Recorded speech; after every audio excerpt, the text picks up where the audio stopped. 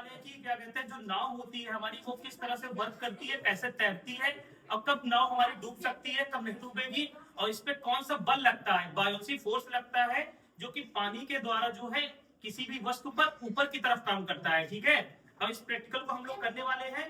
और कैमरा थोड़ा पास लेके आओ।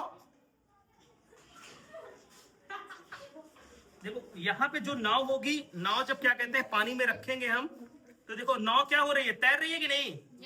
नाव तैरते हुए दिख रही है, क्योंकि यहाँ पे बैलेंस बराबर है। देखो डबल नाव क्या कहते हैं यहाँ पे तैरा दे रहे हैं, एक नाव और है। यहाँ पे पानी जो है नाव पर क्या कर रहा है, ऊपर की तरफ एक बल लगा रहा है। ठीक, पानी जो होता है ऊपर की तरफ क्या लगाएगा, नाव पे एक बल लगाएगा, फोर्स लगाएगा, उससे क्या होगा, इसी से हमारी नाव तैरती है।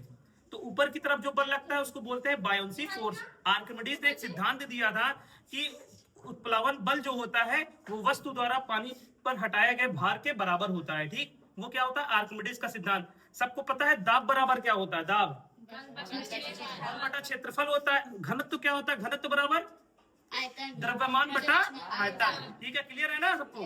ठीक, अब देखिए नाव यहाँ पे क्या हो रही है, वर्क कर रही है, तैर रही है। ठीक, अब इस पे हम वेट को बढ़ा रहे हैं, भार को बढ़ा रहे हैं। जब नाव का वेट अगर ज्यादा हो जाएगा, यहाँ पे कुछ हम कंकड़ वगैरह इस पे डाल रहे हैं। ठीक, देखिए जैसे इसका वेट क्या कर रहे हैं, थोड़ा थोड़ा बढ़ा रहे हैं। अभी भी तैर रही है क्योंकि ये सह पा रही है इसको।